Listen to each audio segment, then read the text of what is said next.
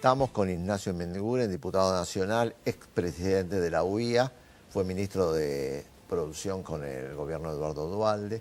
Bueno, y la primera pregunta, gracias por venir, la primera pregunta es obligada. ¿Cómo ves esta situación a partir del fallo del juez Griese y el fallo de la Corte? ¿Cómo ves hacia futuro el país? Bueno, lo veo complicado, sé que se va a resolver, pero creo que subestimamos. Algunas veces de la Argentina creemos que la situación en otros países son como acá, donde a lo mejor un ministro o un político llama a un juez y puede incidir.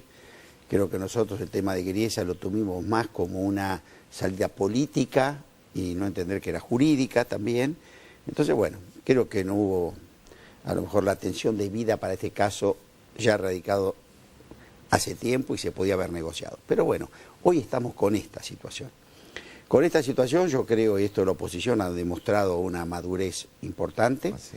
Sabemos que a pesar de que el Frente para la Victoria no fue lo más abierto a otros diálogos en el Congreso, sabemos que todo está llegando a libro cerrado, no tenemos posibilidad de opinar, cada vez que queremos tratar el impuesto a las ganancias para los trabajadores se levantan y nos dejan sin quórum, pero no obstante esta situación de tirantes, acá lo que pareció que era importante es poder encolumnarse detrás de los intereses de la Argentina. Sí. Vos habías defendido en su momento la estructuración que permitió que el 93% de la gente aceptara.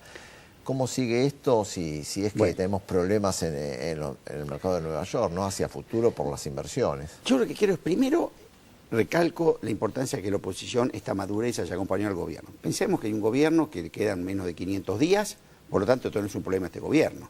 Es un problema de la Argentina. Lo que así como dijo todo esto, yo creo que ahora estamos en un exceso de análisis y puntual de todas las cosas que pueden pasar, que son infinitas, pero lo que sí creo que en este momento lo que hay que dejar es que se negocie. Cuando uno negocia, no muestra las cartas de la negociación, porque en este caso es complejo. Es complejo porque si uno arregla, se termina por la cláusula que todo se nos caiga el 93%, está quien dice que como esto no ha sido voluntario, sino obligado, la cláusula no estaría en vigencia. Hay montones de circunstancias. Entonces, el que tiene todas las cartas, el que tiene todas las posibilidades, y además viene manejando el gobierno hasta hace 11 años en el gobierno, y decir que conoce todas las posibilidades, es el gobierno nacional. Es quien tiene la responsabilidad de negociar, y creo que nos corresponde a nosotros, en función de los intereses de la Argentina, no de un gobierno, acompañar esa negociación. Ahora, alternativas hay muchas. Yo creo que esto no se trata de un problema filosófico, es un problema de plata. Y un problema de plata, los fondos, estos buitres que los conocemos, no podemos ahora sorprendernos de lo que fueron. Donde miremos su historia, lo que ha hecho en el Congo, lo que ha hecho en Perú, lo que han hecho con Panamá, no son fáciles, son capaces de... Bueno, el caso de Perú es muy interesante.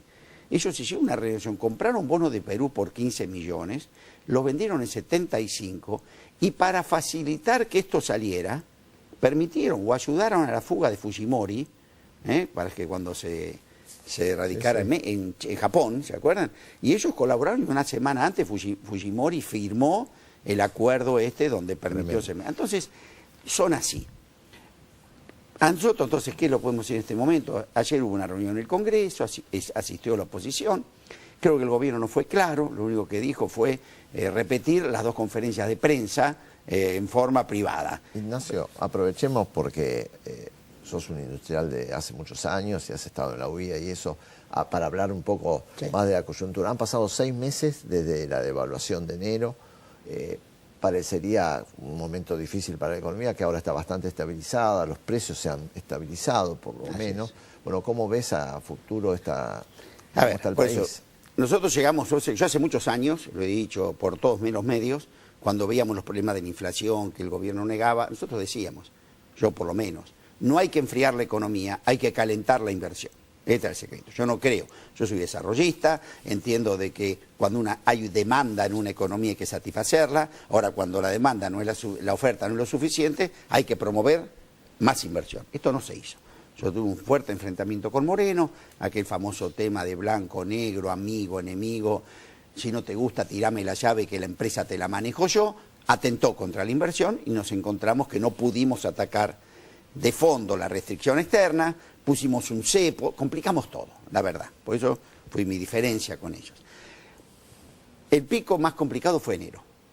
Las variables habían disparado, se proyectaban inflaciones infinitas y el gobierno adoptó una serie de medidas tendientes a esto, a nivelar las variables, medidas duras, ortodoxas, te diría yo, por la suba de la tasa de interés, clavar el tipo de cambio como anclaje, ya conocemos que pueden servir para una situación coyuntural, pero no pueden perdurar en el tiempo, porque esa tasa de interés en una pyme, hoy sabemos que está descontando cheques arriba del 100%, sabemos que un descubierto autorizado en un banco para una pyme hoy le cuesta más del 80%, etc.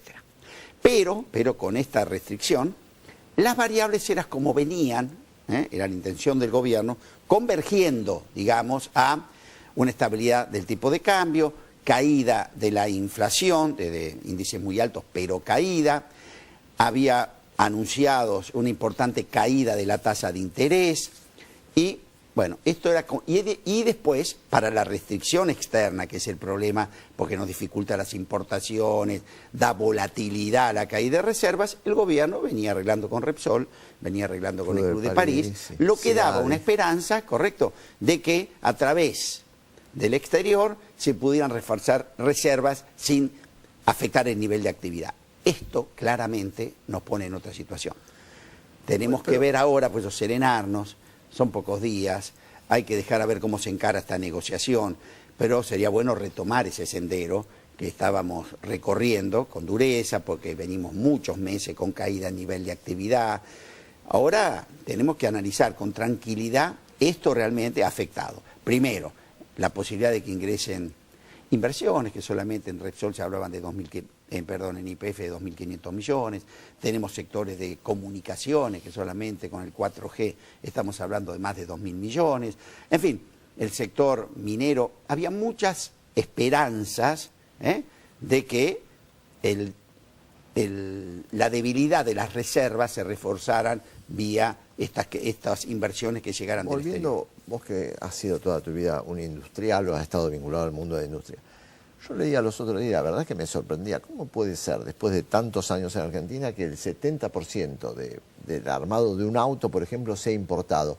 ¿Qué le pasa al industrial argentino que no logra, como que ello puede ser la industria brasilera, de decir, bueno, empecemos a fabricar y a tener las herramientas acá, y siempre estamos pensando que por ahí es más fácil importar eso, porque después eso hay que pagarlo, ¿no? Lo que se importa. No. A ver, la matriz productiva argentina, después vamos al sector automotriz, que a mí también me encantaría transformarla más rápido, pero hoy la matriz productiva, esta fue también mi discusión con Moreno en aquel momento, todavía muy insumo dependiente. Por cada punto que sube el Producto Bruto Industrial, suben 3 las importaciones. ¿Por qué? Bueno, porque la matriz que todavía, es decir, esta es mi vieja, yo soy desarrollista, tengo una vieja militancia con Frondizi, y así cuando se discutía inflación, decía, la Argentina se debatía en un péndulo, ¿no? Lo que algunos llamaban políticas populistas, que decían que el problema de la inflación eran los empresarios inescrupulosos. Y después que íbamos el péndulo a las políticas ortodoxas. La inflación es por la emisión, hay que ajustar.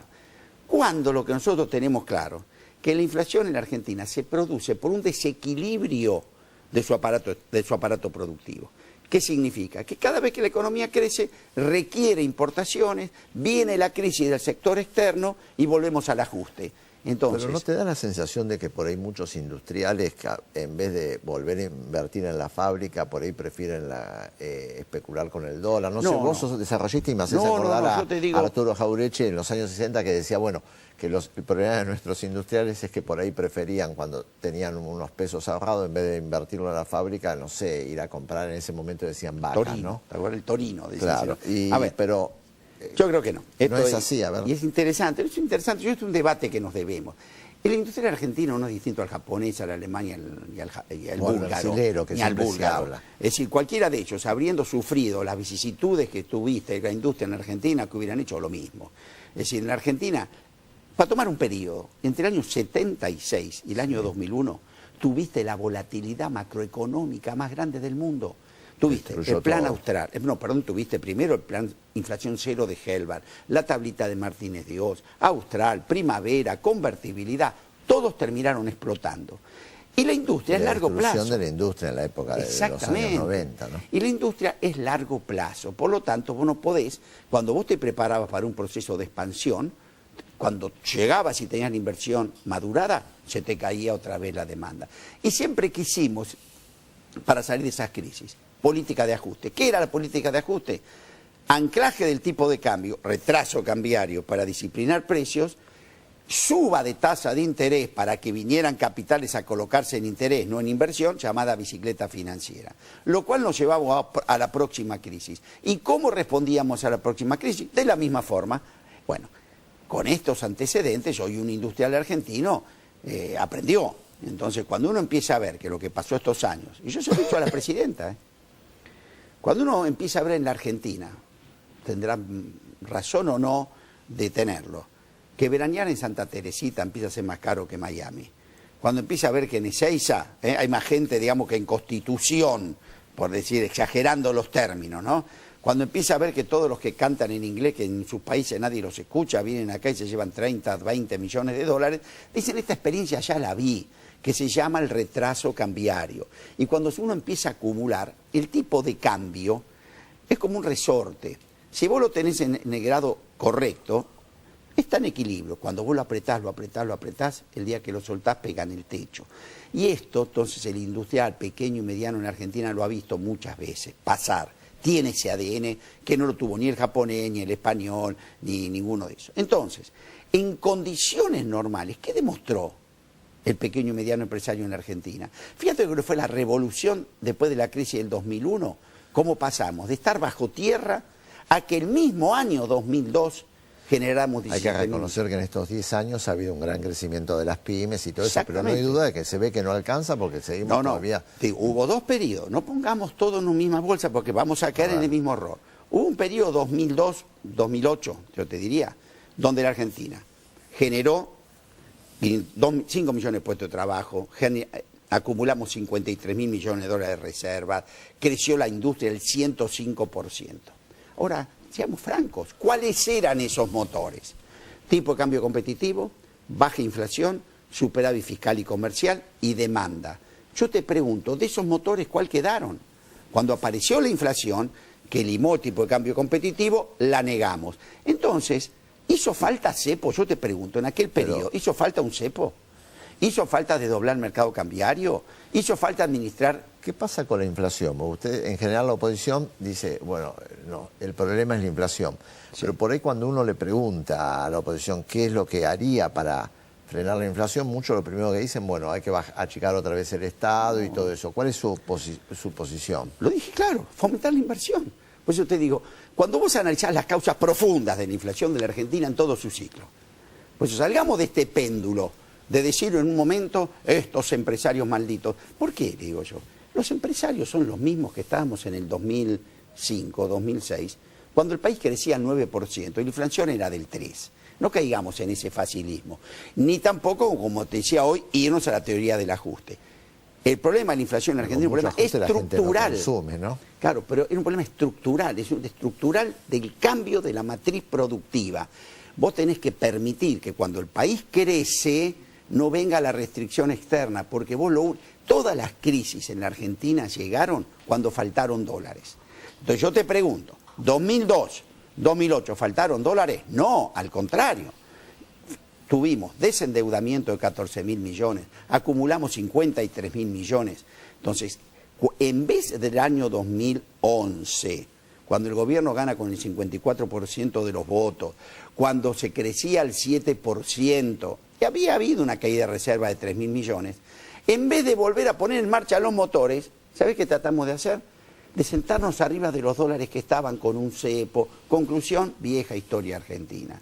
Desdoblaste el mercado de cambio. Cuando vos desdoblás el mercado de cambio y hay un dólar que la gente no cree, nadie trae inversiones para cambiarlo en ese dólar. La vieja historia argentina. Pues entonces lo que hay que hacer, volver a poner el caballo delante del carro, promover otra vez el ingreso de dólares comerciales que demostró la Argentina, porque no estamos hablando del siglo pasado, demostró la Argentina que entre el 2002 y 2008 lo pudimos hacer.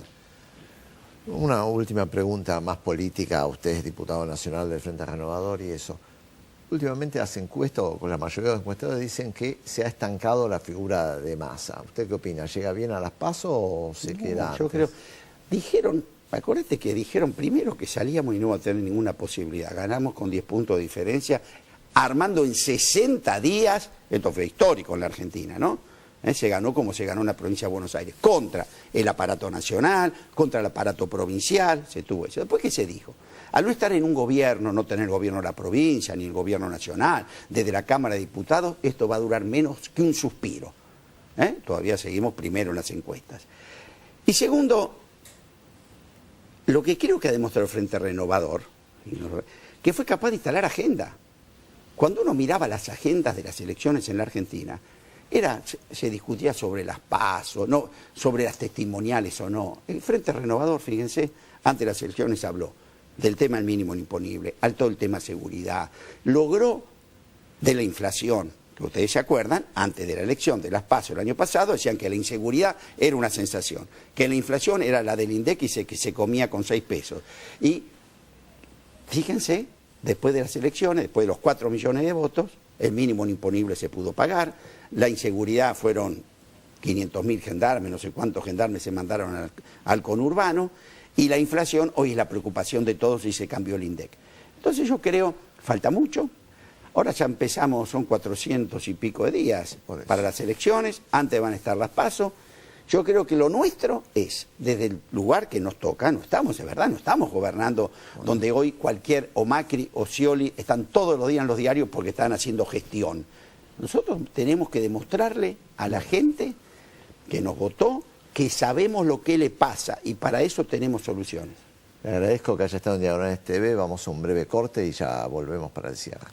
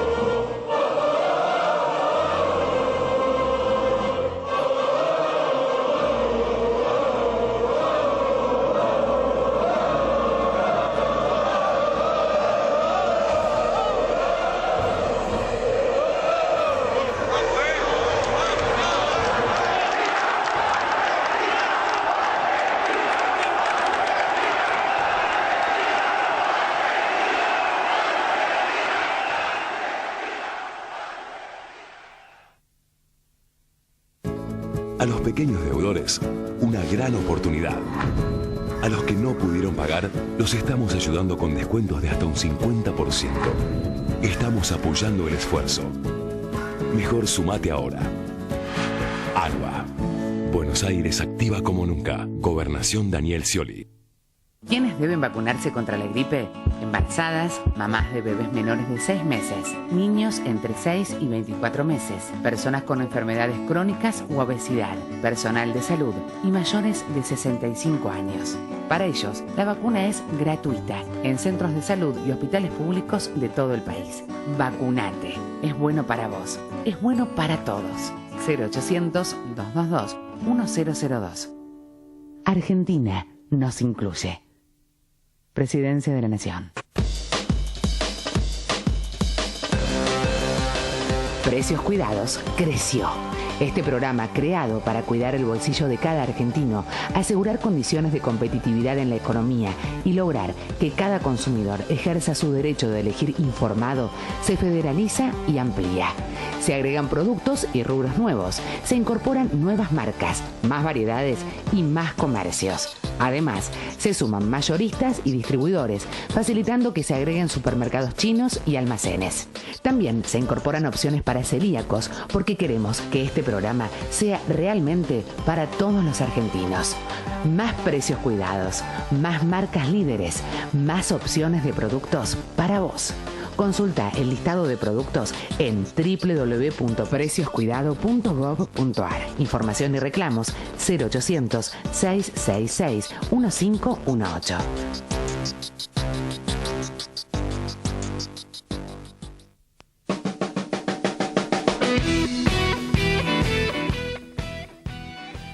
Antes de terminar, quisiera mostrar un video que se hizo público esta semana, un video que tiene que ver con los habitantes de Villa Garrote, una zona muy pobre en el Tigre, una zona escondida por el ex intendente Sergio Massa. Nadie habla, todo el mundo habla de dos countries, pero nadie habla de las 3.700 habitantes de esa villa, que justamente esta semana se conoció un video del Papa porque en el viaje del jefe de gabinete, Alberto Pérez, al Vaticano, donde se reunió con su santidad, le entregaron un video con declaraciones y pedidos de los vecinos de Villa Garrote y el Papa le respondió ese saludo. Bueno, lo vemos, es un video muy cortito y ya nos vamos a ir despidiendo. Bueno, ahí estamos grabando. La idea es que manden un mensaje. Si querés empezar vos, Marcela, para que él lo vea. Hola, Francisco. De acá, de Garrote, de Tigre, te mandamos un saludo y esperamos que el 16, cuando vengas a la Argentina, vengas a visitarnos. Te vamos a esperar con mate y cosas ricas. Solamente que estamos rezando por vos y, como decía Marcela, puedas venir en el 2016 y que podamos compartir esta alegría que tenemos, que sos papa, que sos argentino, aunque sos del mundo. Te esperamos con muchas ganas. Bueno, aplaudamos.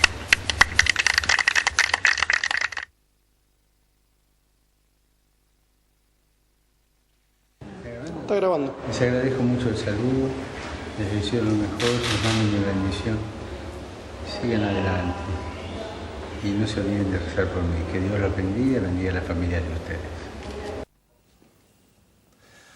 Bueno, ha sido un programa atípico de Diagonales TV, un programa dedicado exclusivamente al tema económico. Sin lugar a dudas, el fallo del juez Gries ha golpeado fuertemente a la Argentina. Esperemos lo mejor para el país, confiamos en las autoridades de este gobierno. Bueno, nos vamos despidiendo, nos veremos el próximo domingo por esta pantalla, por CN23 a las 20 horas, que es el nuevo horario que nos ha dedicado el canal. Muchas gracias, buenas noches.